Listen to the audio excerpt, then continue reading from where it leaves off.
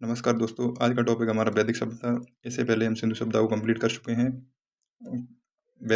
सिंधु सभ्यता के बाद ही वैदिक सभ्यता आता है, क्योंकि आर्यों ने ही सिंधु सभ्यता को ख़त्म कर दिया था। और एक सिंधु सभ्यता को ख़त्म करने के बाद, समाप्त करने के बाद, इन्होंने एक अपनी नई सभ्यता बनाई, जिसे वैदिक सभ्यता कहा गया। वैदिक सभ्यता का जो पीरियड है वो 1500 BC से 600 BC तक है। और इनकी भाषा कैसी थी? इनकी संस्कृत भाषा थी। वैदिक सभ्यता को हम दो भागों में बांट के देखते हैं। एक ऋग्वैदिक काल हो जाएगा, एक उत्तर वैदिक काल हो जाएगा। ऋग्वैदिक काल सामान्यतः हम 1500 से 1000 BC तक मानते हैं, जबकि उत्तर वैदिक काल को हम 1000 से 600 BC तक मानते हैं। ऋग्वैदिक काल को ही देखते हैं। ये कैसे थे? पूर्णतः ग्रामीण थे, जबकि सिंधु सभ्यता वाले कैसे थे? ये शहरी थे। यहाँ से कोई क्या है इनका स्रोत क्या है? एकमात्र स्रोत है ऋग्वेद संहिता है, और कुछ नहीं है। और एक अभिलेख है बोगासपुई अभिलेख से, जो कहाँ पे? एशिया माइनर में, आज के ईरान में।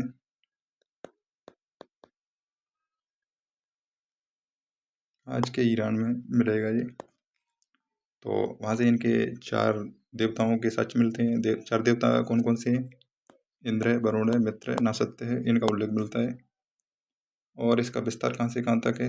इनका विस्तार सामान्यतः वही है जो सिंधु घाटी सभ्यता का है। सिंधु घाटी सभ्यता का विस्तार था वही, सेम उसी स्थान पे यही थे, जो आप देख सकते हो यहाँ पे त्रिभुज आकार में है। त्रिभुजाकार सिंधु सभ्यता थी, उन्हीं के स्थान पे ऋग्वेद काल का जो विस्तार था वही है। आगे देखते हैं।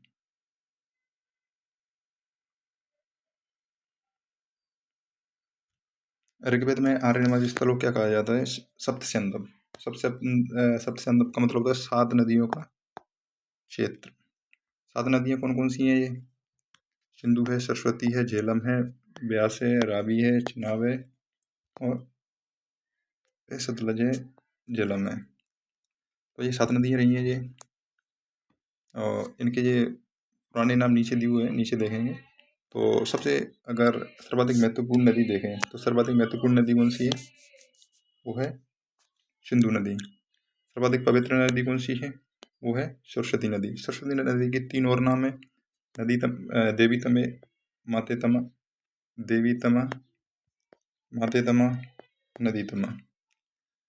और एक बात और है यहाँ पे, ऋग्वेद काल में एक हिमालय की चोटी है, मुजबंत चोटी का उल्लेख मिलता है, जहाँ से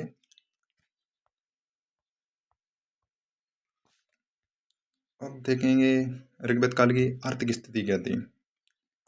आर्थिक स्थिति देखेंगे जी, पहली बात तो ये ग्रामीण थे और कबीलाई थे, यानी कि ये छोटे छोटे ग्रुपों में रहते थे, कबीलों के रूप में। तो लोहे से परिचित तो थे ही नहीं, लोहे से परिचित थे नहीं तो कृषि का कोई रोल ही नहीं है।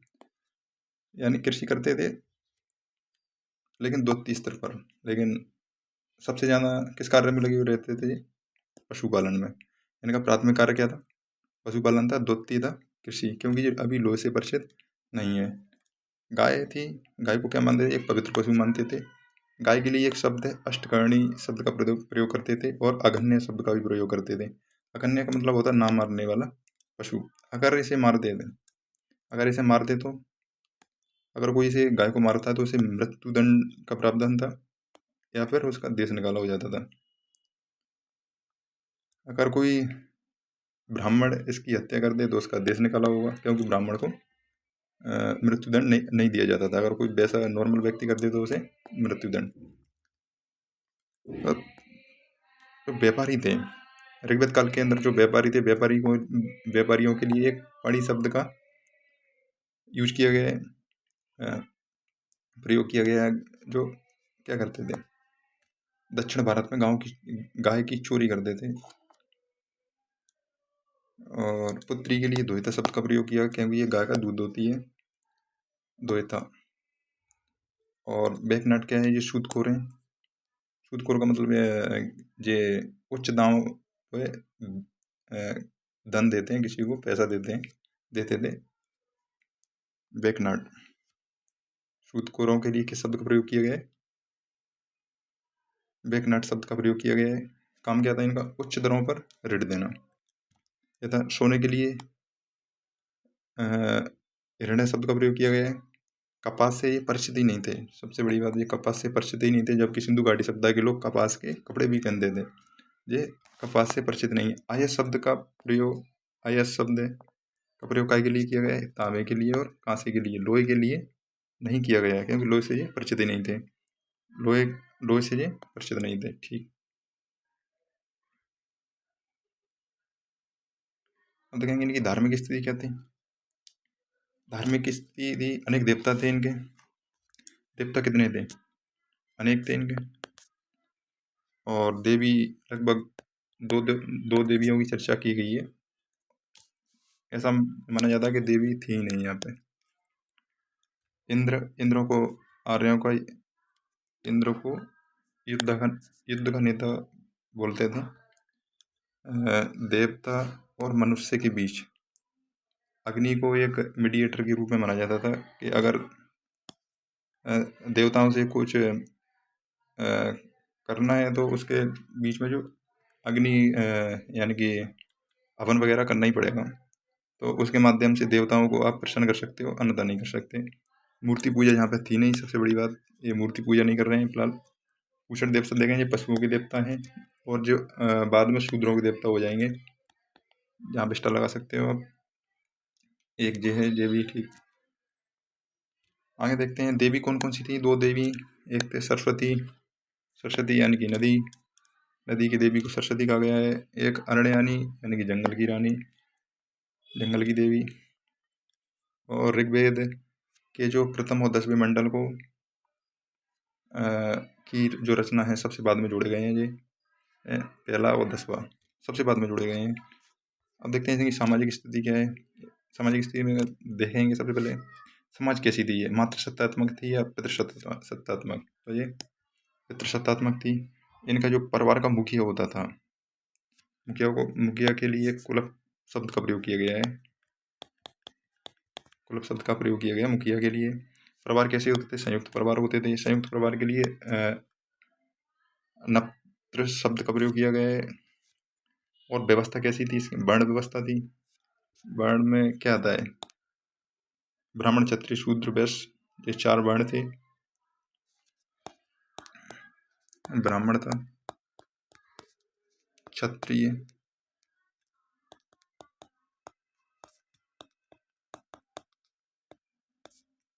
वैश्य और शूद्र।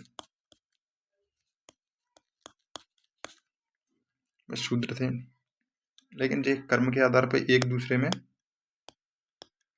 बदल जाते थे। कर्म के आधार पर आप इन्हें चेंज कर सकते हो, और ये ही आगे जाके परमानेंट हो जाएंगे जो उत्तर वैदिक काल में। फिलहाल ये कर्म के आधार पर इनको आप बदल सकते हो। दहेज प्रथा थी या नहीं थी? दहेज प्रथा सामान्यतः नहीं थी, लेकिन दहेज प्रथा जो शादी में जो सामान दिया जाता, उपहार दिया जाता, उसके लिए एक अलग ही शब्द का प्रयोग करते थे। ये बहुत शब्द का प्रयोग करते थे, तो ये इम्पोर्टेंट है।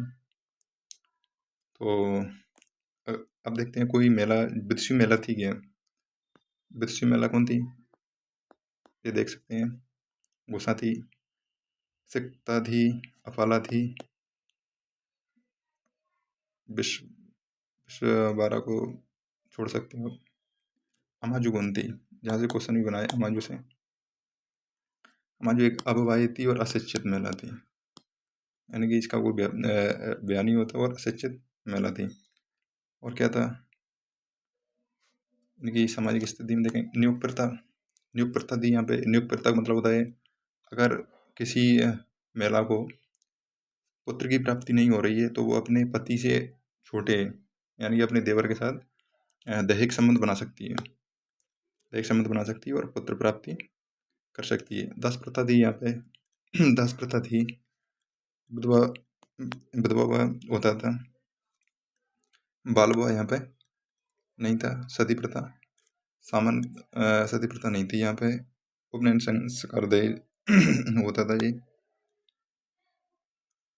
दहेज के समान था ना। और खाते पीते क्या थे? शाकाहारी थे, शाकाहारी थे, मांसाहारी दोनों ही थे ये। यहाँ पे अनेक स्थानों से टीवी के साक्ष्य मिले हैं तपेदिक के साक्ष्य मिले हैं। तो देखते हैं कि तो इनकी सामाजिक स्थिति खत्म होती है, राजनीतिक स्थिति देखते हैं। राजनीतिक स्थिति में क्या है, समाज कैसी थी, कबलाई थी, पहले ही देख चुके हैं। राजा के लिए कौन शब्द का प्रयोग किया गया है, गोप शब्द का प्रयोग किया गया है। आर्यों को क्या कहा जाता है, पंचजन कहा जाता है, क्योंकि इनके 5 कबीले थे। 5 कबीले कौन से थे, अनु है, ध्रुव है, पुरु है और त्वर्ष, यदु, ये 5 कबीले थे ये, इसी पंचजन कहा जाता है इनको। आगे देखते हैं। सबसे पहले क्या होता है, इसकी स्ट्रक्चर देख लेते हैं। राज्य का स्ट्रक्चर कैसा होता है। सबसे नीचे परिवार, उससे ऊपर ग्राम, ग्राम से ऊपर विश्व, विश्व से ऊपर जन, जन से ऊपर राष्ट्र। सबसे ऊपर इधर देखते हैं राजा, राजा के नीचे पुरोहित यानी पंडित, एक विस्पति होता था, ग्रामीण होता था और एक कुलप होता था यानी कि परिवार का सदस्य, परिवार का मुखिया। और इसकी व्यवस्था कैसी थी, राजतंत्रात्मक थी या गणतंत्रात्मक थी। तो राजतंत्रात्मक या गणतंत्रात्मक, लेकिन ये दोनों का मिला जुला रूप था। यानी कि राजा वंशानुगत होता था और इसकी जो समितियाँ होती थी, जो राजा का जैसे कार्य चलता था, जो समिति होती थी वो निर्वाचित होती थी। तो ये गणतंत्रात्मक और राजतंत्रात्मक दोनों की विशेषता मिलती है। और समितियाँ कौन सी थी, सभा थी, सभा, समिति और विदर्भ। विदर्भ है, जो प्राचीन संस्था है और ये 2 में स्त्री बैठ रही हैं फिलहाल, इसमें भाग ले रही हैं। और जैसे ही उत्तर वैदिक काल आएगा तो इसमें सभा में ख़त्म हो जाएंगी स्त्री, यहाँ पर नहीं बैठेंगी और ये ख़त्म हो जाएगी, विदर्भ ख़त्म हो जाएगी, सभा में स्त्री नहीं बैठेंगी। राजा भूमि का स्वामी होता था, बिल्कुल नहीं होता था, क्योंकि ये तो नाम मात्र का, क्योंकि नाम मात्र का ही राजा रहता था। बलि कर क्या था, बलि, बलि करता जो प्रजा थी, जो स्वेच्छा से राजा को कर देती थी अपने सुरक्षा के बदले। राजा उनकी सुरक्षा करेगा और जब प्रजा उनको कर देगी। सेना देखेंगे, सेना कैसी थी, स्थायी थी, स्थायी सेना नहीं थी। कैसी सेना थी, नागरिक सेना थी। नागरिक सेना के लिए प्रतना शब्द का प्रयोग किया गया है। सेना के लिए, नागरिक सेना के लिए प्रतना शब्द का प्रयोग किया गया है। अब ऋग्वेद में आगे देखते हैं। ऋग्वेद में राजाओं को क्या कहा गया है, गुप्ता जनस्य कहा गया है और प्रोवेक्ता। प्रोवेता का मतलब होता है नगरों पर विजय करने वाला, प्रोवेत। ठीक है भाई, ध्यान रखना इसको। राजा, राजा के लिए राजा को क्या कहे, गुप्ता जनस्य और प्रावेदन। अब ये लगभग लगभग ये खत्म हो गया है और कुछ फैक्ट डाल दिए मैंने। जैसे आप इसका विस्तार देख सकते हो, विस्तार कहाँ तक है, यूपी तक है ये। और ये देखते हैं, अब जो बता रहे हैं, कई विद्वानों ने बताया ये आए कहाँ कहाँ से हैं। तो मैक्स मिलर बताते हैं कि ये मध्य एशिया से आए हैं। ठीक, तो ये सबसे सर्वमान्य यही वाला है, मैक्स मिलर के विचारों से सहमति मिली है आमतौर पर। और दयानंद सरस्वती मानते हैं तिब्बत से आए हैं। बाल गंगाधर तिलक मानते हैं उत्तरी ध्रुव से आए हैं ये, लेकिन कहीं ना कहीं से आए हैं। और सबसे ज़्यादा मान्य कौन सा है, मैक्स मिलर वाला है। तो आप देख सकते हो PDF में, PDF डाल दूँगा मैं। और जो ऋग्वेदकालीन जो नदियाँ थीं, प्राचीन जो आधुनिक नदियाँ थी उनका प्राचीन नाम क्या था। जो ऋग्वेदिक काल में थी नदियाँ उनका आधुनिक आधुनिक नाम क्या है। पुरुषणी नदी का आधुनिक नाम क्या है, रावी। शतद्री नाम सतलज। आस्किनी का चिनाब। वितस्ता का झेलम। विपाशा का प्यास। गोमती का गोमल। कुंभा का काबुल। सदानीरा का गंडक। कुंभू का खुर्रम, जो कि पाकिस्तान में है ये पाकिस्तान में है। ये सिंधु है, इंडस है। तो देख लेना, इसमें छोड़ सकते हो इसे छोड़ सकते हो आप, गोमती को छोड़ सकते हो। वैसे ही जी है, ज़्यादा टफ भी नहीं है। अब देखेंगे कौन सी चीज़ के लिए किस शब्द का प्रयोग किया गया है। ये है इनका प्राचीन नाम है, इनके आधुनिक नाम है उर्वरा। उर्वरा उर्वरा का मतलब क्या था? उपजाऊ भूमि। लांगर और शीर हल के लिए कौन से शब्दों का प्रयोग किया गया है? लांगर। स्टार है बैल के लिए वृक्ष शब्द का प्रयोग किया गया है। यहाँ से सवाल बन जाते हैं, क्वेश्चन बन जाते हैं ऐसे। गोबर की खाद के लिए किस शब्द का प्रयोग? करीस। और साकृत शब्द का प्रयोग किया है हल की बनी नाली के लिए, जो हल से जोतते हैं तो उससे जो नाली बनती है उसके लिए सीता का प्रयोग किया सीता शब्द का प्रयोग किया गया है। कूप यानी कुआ के लिए अबल। और देखते हैं बादल के लिए प्रजंड शब्द का प्रयोग किया गया है। अनाज मापने वाला जो पात्र होता था उसे उर्दर बोल देते हैं। वेद के लिए विषय शब्द का प्रयोग किया गया है। और कुशीत के लिए बढ़ई के लिए दक्षिण शब्द का प्रयोग किया गया है।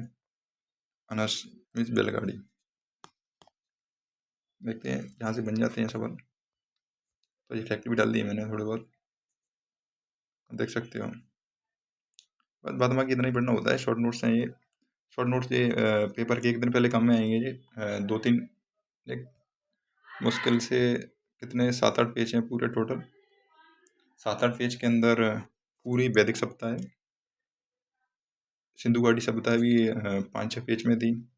यानी कि पूरी हिस्ट्री की अगर हमारे पास 100 से नीचे 100 के आसपास पूरे फर्रे हों तो हमारा जो कॉन्फिडेंस रहता है वो ठीक ठाक रहेगा।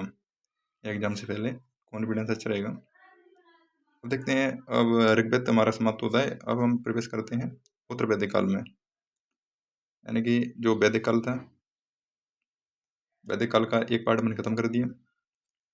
जो वैदिक काल था इसका जो ऋग्वेद था वो खत्म कर दिया, और उत्तर वैदिक काल में ये तो खत्म कर दिया, और उत्तर वैदिक काल में हम प्रवेश करते हैं। तो देखते हैं यहाँ पे, तो इसकी सामाजिक स्थिति देखते हैं सबसे पहले। सामाजिक स्थिति सबसे पहले देखो, समाज कैसी थी? मात्र सत्तात्मक थी या पितृसत्तात्मक थी? तो समाज कैसी थी? जहाँ पे पितृसत्तात्मक समाज थी। वर्ण व्यवस्था कैसी हो जाएगी भाई? कठोर हो जाएगी, और कठोर हो गई। पहले जब ऋग्वेद में क्या होता था कि कर्म के आधार पर आप चेंज कर सकते हो। आप ब्राह्मण से क्षत्रिय हो सकते थे, और क्षत्रिय से वैश्य, जो भी अपने कर्म के आधार पर चेंज कर सकते थे। लेकिन वर्ण व्यवस्था अब जहाँ पे और कठोर हो गई, अब आप चेंज नहीं कर सकते। ठीक है।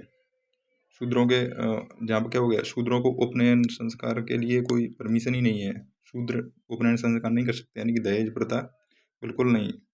शादी ब्याह में अपात्र कर दिए इनको। केवल यहाँ पर कर कौन दे रहा है? मात्र वैश्य। वैश्य कर दे रहे हैं, जबकि वर्ण व्यवस्था के 3 और हैं, वो ब्राह्मण क्षत्रिय वैश्य। ब्राह्मण क्षत्रिय शूद्र ये कर नहीं दे रहे, मात्र वैश्य दे रहे हैं। अब स्त्रियों की स्थिति देखेंगे। स्त्रियों की स्थिति हर सभ्यता में जो भी चीज़ें हैं वहाँ पे महत्वपूर्ण रोल निभाती हैं। तो जहाँ पे देखेंगे स्त्रियों की जो स्थिति है और गिर गई। उपनयन संस्कार लगभग लगभग खत्म हो गया। ऐद्र ब्राह्मण से, जो ऐद्र ब्राह्मण में जो पुत्री के लिए कृष्ण शब्द का प्रयोग किया गया है, जहाँ पे आप देख सकते हो। थोड़ा स्टाइल क्वेश्चन बन सकता है कि पुत्री के लिए किस शब्द का प्रयोग किया गया है? वहाँ पे द्वैता शब्द का प्रयोग किया गया था ऊपर ऋग्वेदिक काल में, जहाँ पे कृष्ण शब्द का प्रयोग किया। कृष्ण कहाँ पे किया गया? कृपण। कृपण है, कृपण शब्द का प्रयोग किया गया। और काय में किया गया है? ऐत्र ब्राह्मण में किया गया है। सतपथ ब्राह्मण में बुद्धि मेला की चर्चा की गई है। अब ऐसे जो इम्पोर्टेंट है ये गार्गी वाला, गार्गी है और ग्रेता, एक दो याद कर लेना। बुद्धि मेला मतलब जो विद्वान मेला थी, विद्वान मेला को बुद्धि मेला बोलते हैं, वो ये। तो गार्गी को देख सकते हो, ग्रेता है, गंधर्वी है, मैत्री है, और वेदवती है। और यहाँ पे देखते हैं इनको पैतृक संपत्ति में है कोई हिस्सा था इनका? नहीं था। वो तो आज भी नहीं है। नहीं, आज तो है। पैतृक संपत्ति में उत्तर वैदिक काल में महिलाओं का कोई हिस्सा नहीं था। सभा में ये बैठती नहीं थी। सभा संस्था कितनी होती थी, इधर देखो ये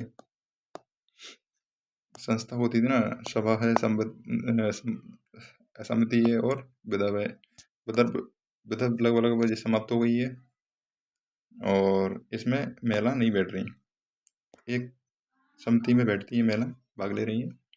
बाद बाकी ऊपर देखते हैं, यहाँ से गोत्र व्यवस्था की, जो गोत्र व्यवस्था है, तो गोत्र व्यवस्था स्थापित होती है यहाँ से। और क्या होता है, गोत्र व्यवस्था स्थापित हो गई। सर्वप्रथम एक 4 आश्रम कहाँ पे मिलते हैं? आश्रम सबसे पहले वर्णन, 4 आश्रम को वर्णन मिलता है जलालोपनिषद में। तो ब्रह्मचर्य, गृहस्थ है, वानप्रस्थ है और संन्यास है। यानी कि सबसे पहले व्यक्ति जन्म लेगा तो ब्रह्मचर्य के अंदर 20 से 25 साल, फिर गृहस्थ जीवन में, फिर उसकी शादी होगी, गृहस्थ जीवन। वानप्रस्थ मतलब होता है 50 के आसपास, वानप्रस्थ बुढ़ापे में एंट्री, वानप्रस्थ हो जाएगा। और संन्यास हो जाएगा मतलब बुढ़ापे में अब घर का त्याग होता है। 4 यहाँ 16 संस्कारों का वर्णन मिलता है। यानी कि जब व्यक्ति जन्म लेता है, जन्म से लेके उसकी मृत्यु तक 16 संस्कार किए जाते थे, जिनमें से एक अंतिम संस्कार भी 16 संस्कारों में है, जिन्हें हम नीचे देखेंगे। नीचे क्या दिखाई देते हैं, 16 संस्कारों को देख सकते हो।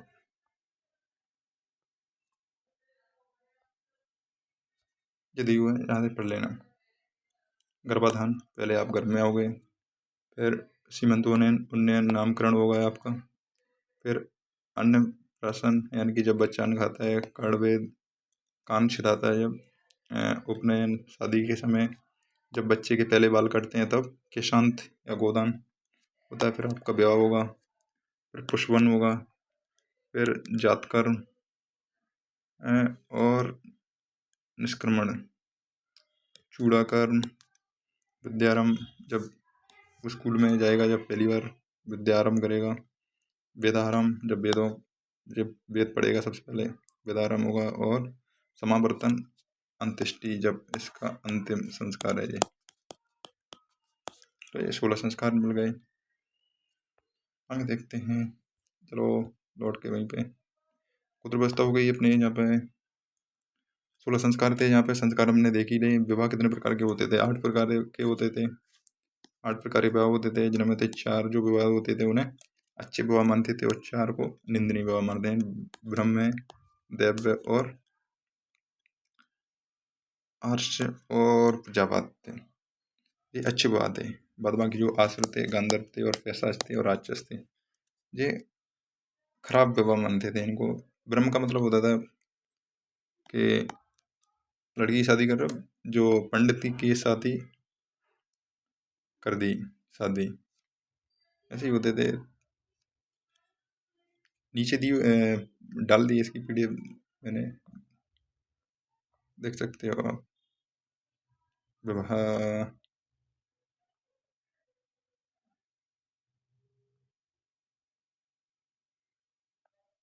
ये हैं ब्रह्म।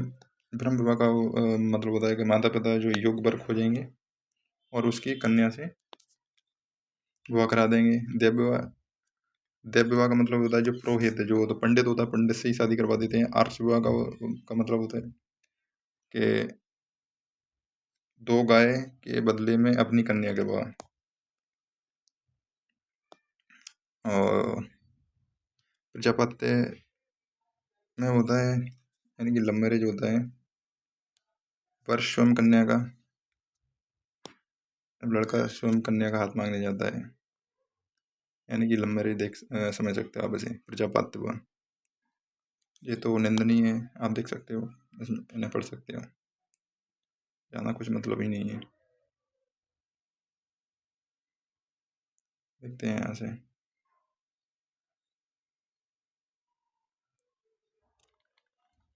8 प्रकार के ब्याह थे, याद हो गए। अब देखते हैं इनकी राजनीतिक स्थिति क्या थी।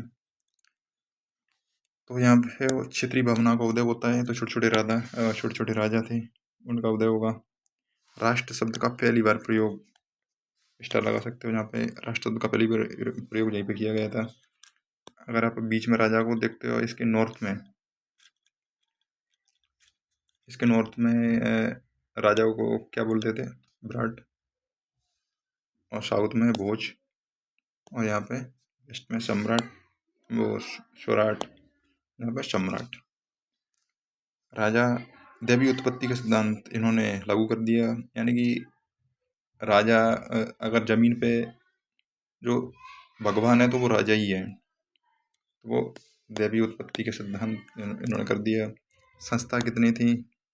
वही राजा का कार्यक्रम, वो जो राज्य का संचालन होता था, सभा, समिति और विधव इन्होंने समाप्त कर दी, और जिन दोनों की वैल्यू थोड़ी गिर गई, वैल्यू कम हो गई। राज्याभिषेक में क्या होता था भाई? और देखो यहाँ पे राज्याभिषेक किससे होता था? राजस्व यज्ञ से होता था।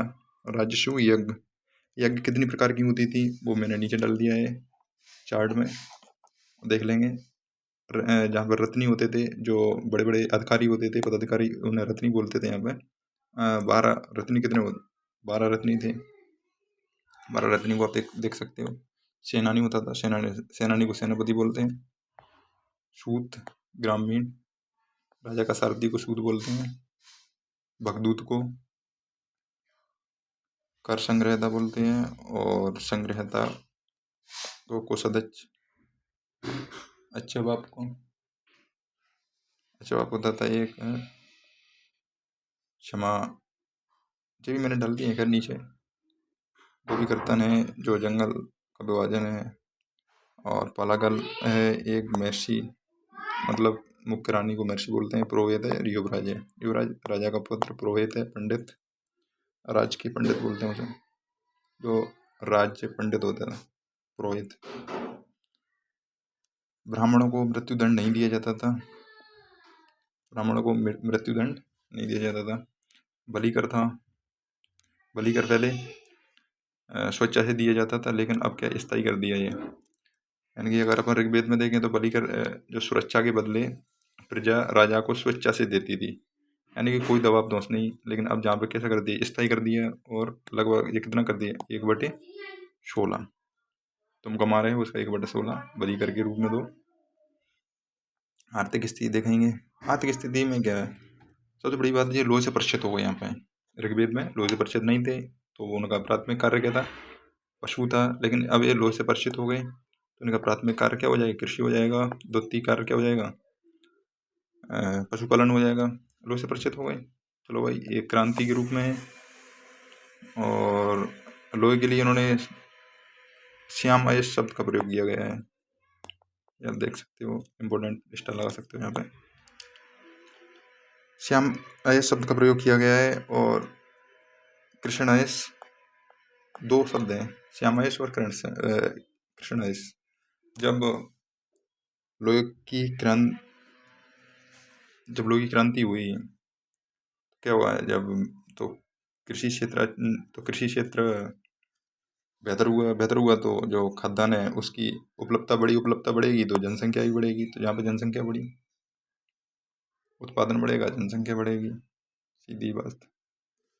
यहाँ पे जी कई मुद्रा चलती थी, जैसे निष्क है, तस्मान है, पाद्य है, कृष्णल है, और सत्य है, गुंजा है। जिनमें से जो निष्क है, जो आभूषण था, उसे मुद्रा माना जाने लगा। देखते हैं, समुद्र का ज्ञान था इन्हें, काफी ज्ञान था, समुद्र का ज्ञान था भाई ने। और टिन, तांबा, शीशे से भी परिचित थे। सबसे बड़ी बात, टिन, तांबा और शीशे से भी परिचित थे। ऊन, सना और कपास। ऊन और सना से तो परिचित, लेकिन कपास से परिचित नहीं थे। जहाँ पे आप स्टार लगा सकते हो, क्योंकि सिंधु घाटी की सभ्यता के लोग कपास के कपड़े पहनते थे, और जो कपास से परिचित ही नहीं है। तो सिंधु घाटी सभ्यता के लोग परिचित हैं। वस्त्र तो प्रमुख था यहाँ पे। और सामान्य लेन देन के लिए क्या का प्रयोग कर रहे हैं? ये वस्तु विनिमय प्रणाली का प्रयोग कर रहे हैं। और सिक्कों का नियमन, प्रचलन नियमित प्रचलन नहीं था, सिक्के चलते ही नहीं थे, क्योंकि व्यापार कैसे चल रहा है, लो लेवल पर चल रहा है, वस्तु विनिमय प्रणाली से चल रहा है। अब इसकी धार्मिक स्थिति को देखते हैं अपन। धार्मिक स्थिति कर्मकांड है ना, कर्मकांड बहुत बढ़ा दिए, कर्मकांड इन्होंने बढ़ा दिए। तो गंगा यमुना दो आपको इन्होंने आर्य संस्कृति स्थल कहा जाता है। तो ये छोड़ो, आगे देखो, जब इंद्र और अग्नि जो देवता हैं वो खत्म हो गए, इन दोनों देवताओं की जगह एक कौन सा नया देवता आ जाता है, प्रजापति देवता आ जाता है। नए देवता इनकी जगह पे तो ये आ गए प्रजापति देवता, और दो नए देवता आ जाते हैं, दो नए देवता आते हैं, उनका नाम क्या है, रुद्र और विष्णु है। फिर अब क्या होता है, एक देवता और है जो पूषण का देवता, जो पहले ऋग्वेद में कौन सा देवता था, शूद्रों का देवता था, वो पहले पशुओं को देवता था, अब क्या देवता हो गया ये, शूद्रों को देवता हो गया ये। पुनर्जन्म के सिद्धांत में को स्थापित किया इन्होंने, मानते हैं पुनर्जन्म होता है। तो और कुछ देखते हैं इसमें, सबसे बड़े महाकाव्य देखेंगे इसके, तो महाभारत है और रामायण है। महाभारत है जैसे था बोलते हैं, जो विश्व का सबसे बड़ा महाकाव्य है। इसके दो सबसे बड़े महाकाव्य हैं, कौन से हैं, महाभारत और रामायण। महाभारत और रामायण है। मूर्ति पूजा लगभग लगभग यहीं से प्रारंभ मानी जाती है, जब आप ये सिंधु घाटी सभ्यता में भी हो गई थी। तो ये भी कर रहे हैं, और वो तो नहीं कर रहे थे, ऋग्वेदिक काल वाले नहीं कर रहे हैं, उत्तर वैदिक काल वाले कर रहे हैं। परीक्षित को मृत्युलोक का देवता कहा है इन्होंने। जो परीक्षित थे उनको क्या कह रहे हैं, मृत्युलोक का देवता कह रहे हैं। स्त्रियों को अर्धनग्नी का स्टेटस दे दिया इन्होंने यहाँ पे। और ये कहाँ पे मिलता है, हमको शतपथ ब्राह्मण में मिलता है। छंदोगोपनिषद है, उपनिषद में मात्र 3 मिलते हैं, 3 आश्रम मिलते हैं, परंतु जलालोपनिषद में कितने मिलते हैं, जहाँ पे 4 आश्रम मिलते हैं हमको, जहाँ पे 4 आश्रम मिलते हैं हमें। तो ये जहाँ 4 आश्रम मिलेंगे, एक और जोड़ देता है, ये 3 इसी के रहते हैं। आश्रम क्या होता है, सबसे पहले व्यक्ति जन्म लेगा, ब्रह्मचर्य करेगा, उसके बाद उसकी शादी होगी गृहस्थ जीवन में, फिर उसके बाद बुढ़ापा होगा, थोड़ा 50-60 का हो जाएगा, उसके बाद गृह त्याग, संन्यास जीवन में। नोट में क्या है डाल दिया है, नोट पे देखेंगे, नोट में क्या है। इस काल में लोह प्रौद्योगिकी की शुरुआत हुई थी, कृषि क्षेत्र एक पेशा बन गया था। ठीक है भाई, तो देख ही लिया, आगे देखते हैं। आगे कुछ नहीं, बस अब खत्म हो गया। इसका विस्तार देख लेते हैं। उत्तर वैदिक काल में इसका विस्तार है, ये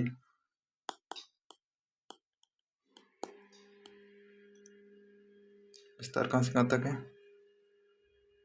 अब देखो, जो पहले उसका विस्तार ये था,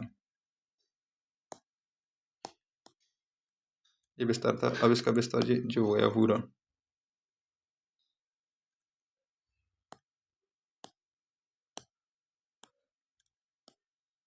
ये पूरा विस्तार हो गया इसका, जहाँ तक ये, यानी कि बिहार झारखंड ये हो गया है। अब तीर्थ देख सकते हो आप, तीर्थ कौन कौन से हैं इसमें, पितृ ऋण है और ऋषि ऋण है और देव ऋण है। पितृ ऋण होता है संतान उत्पन्न करना, व्यक्ति का एक ऋण है, यानी कि व्यक्ति को संतान उत्पन्न करना ही है, इस ऋण को चुकाना है संतान उत्पत्ति करके। ऋषि का ऋण है अपने पुत्र को शिक्षित करना, मतलब अपने पुत्र को शिक्षा दिलवाना, ये व्यक्ति का ऋण है। और एक देव ऋण है, यानी कि जो धार्मिक चीज़ों को करवाना, ये देव ऋण होता है। आगे देख सकते हो। और 16 संस्कार ये आप देख ही लिया। और देखते हैं यहाँ पे थोड़ा ये फैक्ट डाल दिए मैंने, आप देख लेना, और पसंद आए तो ठीक, नहीं है तो ठीक। वेद देखेंगे, वेद कौन से होते हैं अपने, ऋग्वेद है। और यहाँ पे पुरोहित देखेंगे, यानी कि वेदों में कौन कौन से पुरोहित होते हैं। ऋग्वेद में पुरोहित को क्या कहते हैं, होत्र कहते हैं। सामवेद में उद्गाता कहते हैं। और आयुर्वेद में आयु अधर्वयु कहते हैं, और यजुर्वेद में अथर्ववेद में क्या कहते हैं, ब्रह्म कहते हैं। यहाँ से क्वेश्चन बने हैं, ये चीज़ इम्पोर्टेंट है जहाँ से बने हैं क्वेश्चन। और देख सकते हैं आप जहाँ पे, तो सबसे पहले महिलाओं की संपत्ति के बारे में, अगर हिंदुओं की कोई हिंदुओं का कोई ग्रंथ है तो वो क्या है, याज्ञवल्क्य स्मृति में दिए गए हैं। और इसकी 2 टीका हैं, कौन कौन सी हैं, एक मितच्छरा है और एक दायभाग है। मतलब इसके इनके ऊपर 2 टीका लिखी हैं। तो मितच्छरा किसने लिखी है, ज्ञानेश्वर ने, और दायभाग की रचना किसकी है, जिमुद्वाहन की है।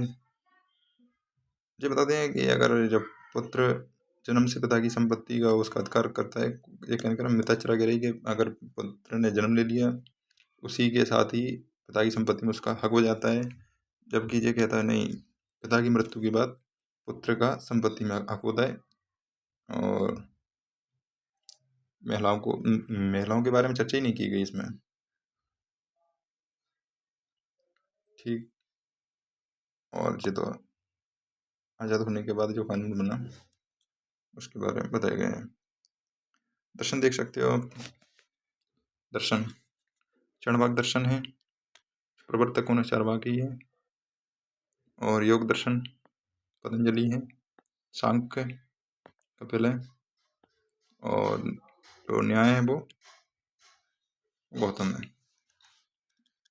और ये पूर्व मीमांसा है जैमिनी, उत्तर मीमांसा ये देख सकते हो। यहाँ से ये याद कर लेना,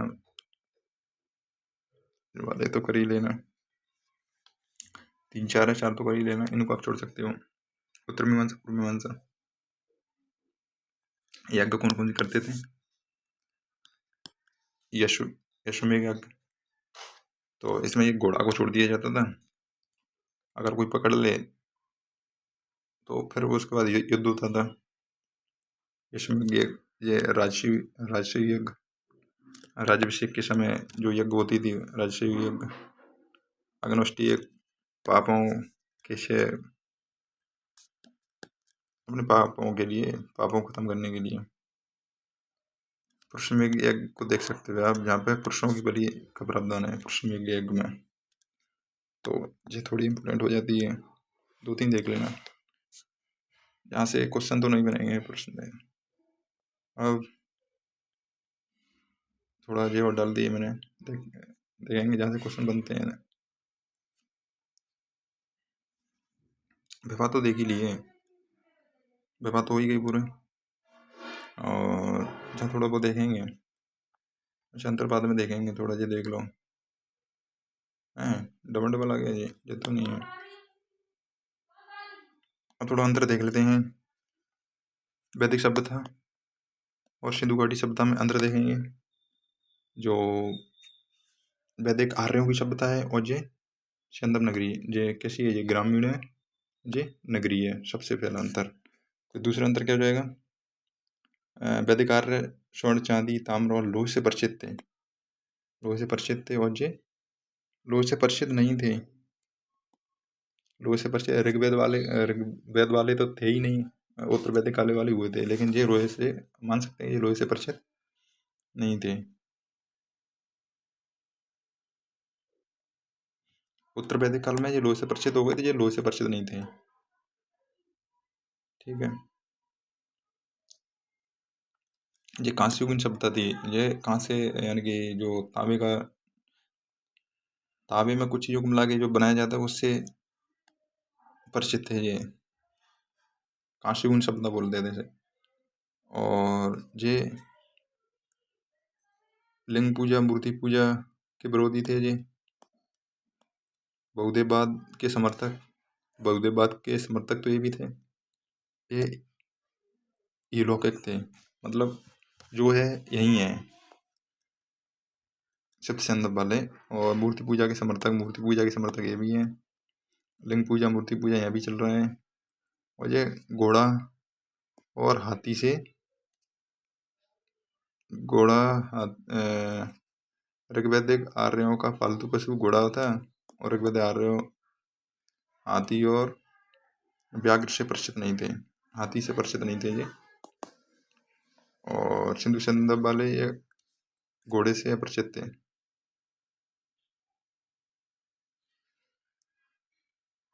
ये घोड़े से अपरिचित थे। लेकिन यहाँ से क्वेश्चन तो नहीं बनेगा, लेकिन ध्यान रखने वाली क्या बात है कि सिंधु सभ्यता वाले घोड़े से परिचित थे, ये नहीं थे। हाथी से नहीं, ये परिचित नहीं थे, और जे परिचित थे, जे हाथी से परिचित थे। सिंधु सभ्यता वाले ये हाथी से थे, और ये घोड़ा से थे, घोड़ा से थे, घोड़ा से परिचित थे, ये हाथी से परिचित थे, या व्याघ्र क्या है। और वैदिक आर्य युद्ध आदि में अपनी सुरक्षा हेतु कवच और सिर में, ये तो आप हेलमेट तो छोड़ सकते हो वहाँ पे, क्योंकि यहाँ पे लोहे की वो हो गई थी ना, लोहे ये तो लोहे से परिचित हो गए, तो ये सर में जब युद्ध में लड़ने जाते तो हेलमेट पहन के जाते, तो जहाँ से हेलमेट ही कोई अच्छी नहीं मिलते, तो यहाँ पे दिमाग लगा सकते हो आप थोड़ा बहुत, कि लोहा है तो हेलमेट तो बनी जाएगा। ये लोहे से परिचित नहीं थे। तो वैदिक आर्यों की शिक्षा प्रणाली मौखिक थी, और जिनकी चित्र ये तो भाई जिनकी शिक्षा प्रणाली कैसी थी, जिनकी मौखिक थी, कोई लिखित नहीं है, जिनकी चित्रात्मक थी, आप इसको स्टार लगा सकते हो यहाँ पे। वैदिक आर्यों का समाज पारिवारिक आधारित था, परिवार आधारित था, या परिवार पितृसत्तात्मक होता था, और जिनका मातृसत्तात्मक होता था। सबसे बड़ा अंतर तो यही है, ये पितृसत्तात्मक, ये मातृसत्तात्मक। इसे जरूर देख के जाना, जब भी पढ़ के जाना। तो कुछ रहा नहीं है वैसे, और रह गया क्या, ये तो हो ही गया।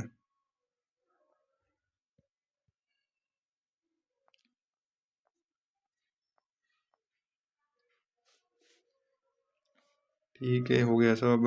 अब देखिए, जो नोट्स हैं अपने, नोट्स हैं ये अपने शॉर्ट नोट्स हैं ये मात्र ये कब काम में आएंगे, ये परीक्षा के एक दिन पहले,